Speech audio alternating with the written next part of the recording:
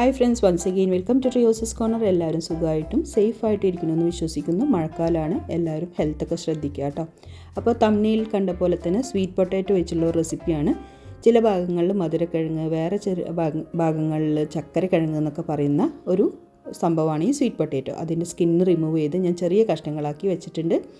ഇത് ഒരു പാത്രത്തിലേക്ക് എടുത്ത് ആവശ്യത്തിന് ഉപ്പും അതുപോലെ കുറച്ച് മഞ്ഞളും കുറച്ച് വെള്ളമൊക്കെ ഇട്ട് ഒരു 5 മിനിറ്റ് വെള്ളം ചേർത്തിട്ട് ഒരു 5 മിനിറ്റ് തിളപ്പിക്കുക. 5 മിനിറ്റ് ആകുമ്പോഴേക്കും അത് അത്യാവശ്യം വെന്തിട്ടുണ്ടാകും. വെന്ത് കുഴഞ്ഞു പോവാതെ ശ്രദ്ധിക്കണം.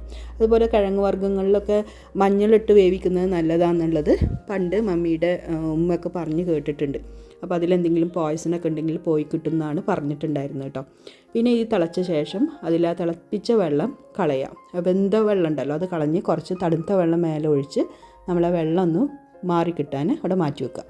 ഇനി ഈ ചാനൽ നിങ്ങൾ ആദ്യമായിട്ടാണ് കാണുന്നതെങ്കിൽ ഒന്ന് സബ്സ്ക്രൈബ് ചെയ്ത് സപ്പോർട്ട് ചെയ്യുക. ആ ബെല്ലൈക്കൺ കൂടി ഒന്ന് എനേബിൾ ചെയ്താൽ നിങ്ങൾക്ക് വീഡിയോസിൻ്റെ നോട്ടിഫിക്കേഷൻ കിട്ടും.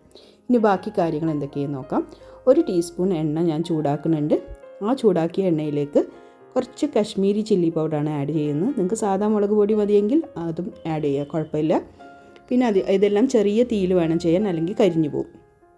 ഇനി അതിലേക്ക് വളരെ കുറച്ച് ഉപ്പ്, ഒരു 2 നുള്ളു ഉപ്പൊക്കെ മതി, കൂടുതൽ വേണ്ട. കാരണം സ്വീറ്റ് പൊട്ടാറ്റോയിൽ നമ്മൾ ഉപ്പിട്ടിട്ടാണ് വേവിച്ചിട്ടുള്ളത്. ഇനി ഇതിലേക്ക് 1 ടീസ്പൂൺ ചാട്ട് മസാല കൂടി ആഡ് ചെയ്യുക. ചാട്ട് മസാല നമുക്ക് എല്ലാ സൂപ്പർ മാർക്കറ്റിലും കിട്ടുന്ന ഒരു സംഭവമാണ് കേട്ടോ. ഇനി ഇതെല്ലാം ചെറിയ തീയിൽ ഒന്ന് മൂപ്പിച്ചെടുക്കുക.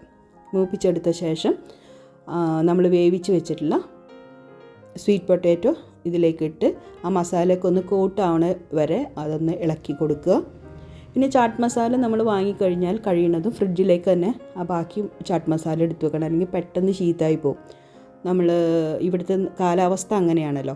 അപ്പോൾ നമ്മൾ ഉപയോഗിച്ച ശേഷം പുറത്ത് വെക്കാതെ ഫ്രിഡ്ജിലേക്ക് എടുത്ത് വെക്കണവും നല്ലത്, പിന്നീട് യൂസ് ചെയ്യാൻ വേണ്ടിയിട്ട്. ഇനി ആ മസാല കോട്ട് ചെയ്തിട്ടുള്ള സ്വീറ്റ് പൊട്ടാറ്റോ ഒന്ന് തണുത്ത് കഴിഞ്ഞാൽ കുറച്ച് സവാള, കുറച്ച് ഉറുമാമ്പഴം, കുറച്ച് മല്ലിയില, വീണ്ടും കുറച്ച് ചാട്ട് മസാല, പിന്നെ അതുപോലെ തന്നെ കുറച്ച് നിലക്കടല ഇട്ട് കൊടുക്കുന്നുണ്ട്, കാഷ്യൂ നട്ട്സ് ഇട്ട് കൊടുക്കുന്നുണ്ട്. നമ്മുടെ കയ്യിൽ എന്തൊക്കെ നട്ട്സ് ഉണ്ടോ അതൊക്കെ ഇട്ട് കൊടുക്കുക കേട്ടോ. പിന്നെ ആവശ്യത്തിന് ചെറുനാരങ്ങ നീരും ഒഴിച്ചു കൊടുക്കുക. ഇതെല്ലാം ഒഴിച്ചു കൊടുത്ത് നന്നായി മിക്സ് ചെയ്ത് നമുക്ക് കഴിക്കാൻ പറ്റും. അപ്പോൾ നമ്മൾ ഈ ഒരു സ്നാക്ക് എന്ന് പറയുന്നത്, നമുക്ക് ഈ ഒരു ചാട്ട് നമുക്ക് പെട്ടെന്ന് ഉണ്ടാക്കി കഴിക്കണം. നട്ട്സൊക്കെ ഇടുന്ന കാരണം, പിന്നെ അതുപോലെ നാരങ്ങ നീരൊക്കെ ഒഴിക്കുന്ന കാരണം കുറച്ച് നേരം വെച്ചിട്ടുണ്ടെങ്കിൽ അത് സോഗിയായി പോയി, അതങ്ങനെ ആ ക്രിസ്പിനെസ് പോകും. അപ്പോൾ നമ്മൾ പെട്ടെന്ന് ഉണ്ടാക്കി പെട്ടെന്ന് കഴിക്കുക.